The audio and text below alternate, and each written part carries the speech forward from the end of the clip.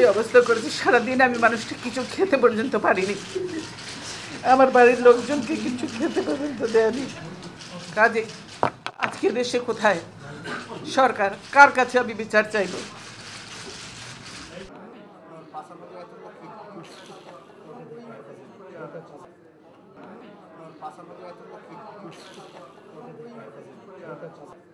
দীর্ঘদিনের সংসারের সব মালামাল রেখে আমাকে এক কাপড়ে বাড়ি থেকে বেরিয়ে আসতে হলো, বের করে দেওয়া হলো। আজকে যেভাবে আমাকে অপমান করা হয়েছে, ঘরের দরজা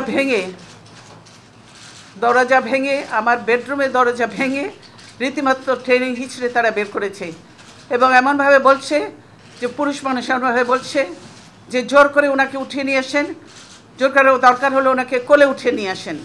এরকমভাবে একটা সরকারের এই আচরণ, ওনারা ধাক্কা দিয়ে আমাকে গাড়িতে উঠিয়েছেন।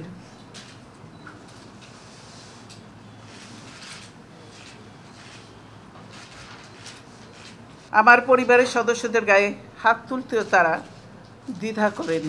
দ্বিধাবোধ করেনি। আমি এর বিচারের ভার মহান আল্লাহ ও প্রিয় দেশবাসীর উপর ছেড়ে দিলাম। আমি দেশবাসীর নিরাপত্তার জন্য মহান আল্লাহর দরবারে দোয়া করছি। আপনারা সকলেই আমার জন্য দোয়া করবেন।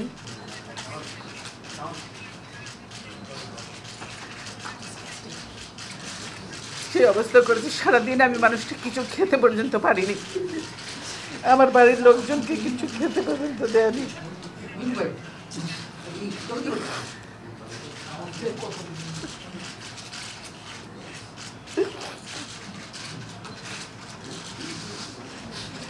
অথচ তারা মিথ্যা কথা বলছে যে আমি নিজের বাড়ি ছেড়ে বেরিয়ে এসেছি। এটা সম্পূর্ণ মিথ্যা কথা, বানোয়াট কথা। তারা জবরদস্তি ধাক্কা মেরে আমাকে বাড়ি থেকে বের করেছে।